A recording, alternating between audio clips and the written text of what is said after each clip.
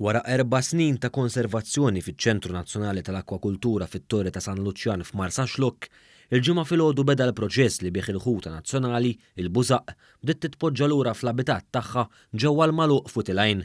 Il-bużaq huwa l-unika speċi f'Malta li jgħix fil-ma sal-mastru, ilma baħar mħallat ma' ilma ħelu u jiekol pjanti u annimali iżgħar bħall-invertebri. L-uffiċjal tal-Akwakultura Ray Caruana spjega li dan it-tip ta' abitat f'pajjiżna huwa rari u li l-bużaq li jgħix fil-magħluq kienet ikun meddet iktar minn dak fis-salini u s-simar. Ta' hawnhekk hija l-iktar waħda li bħalissa għandha problemi, qiegħda fi problemi. L-oħrajn jidhru li huma stabbli bħalissa.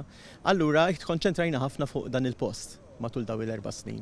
Fisser li l-bużaq mhux se jitpoġġa direttament fil-magħluq iżda f'gaġġa fuq il-post. Għandna daw iż-żewġ gaġeġ li għamilna hawnhekk u l-ħut ma rilaxxajniex direttament ġol magħluq, imma rilaxxajnieh l-ewwel ġo dawn il-gaġeġ biex dawn issa matul il-ġimgħat li ġejjin ħajbqgħu jiġu monitorjati sewwa. Illum tlaqna 25 imma l-iskop huwa li nitilqu eventwalment 125 ġo dawn il-gaġeġ. Jekk il-bużaq ma jorix reazzjoni negattiva, dan jintelaq kompletament. Tek naraw illi dawn imorru tajjeb ġol gaġeġ u mbagħad jista' jintelqu għal kollox fl-ambjent naturali.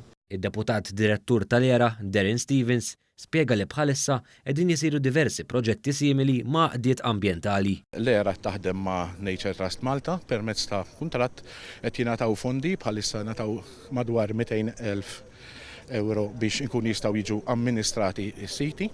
L-ERA ovvjament għandha wkoll fondi oħrajn u siti oħrajn u investiet sissa madwar 1.5 miljun euro biex inkunu nistgħu nimplementaw tipi ta' attivitajiet bħal din anke f'siti oħrajn. Il-Ministru għall-Ambjent José Herrera faħħar ix-xogħol li sar mill-entitajiet differenti u appella biex jibqgħu jiġu sostnuti attivitajiet ta' konservazzjoni tal-ambjent naturali.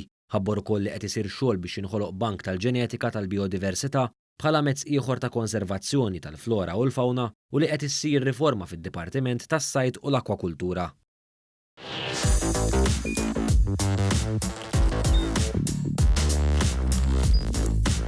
Idħol fuq one.com.mt u hemmhekk tista' tara l-programmi kollha li jxandru fuq One permezz ta' One Play.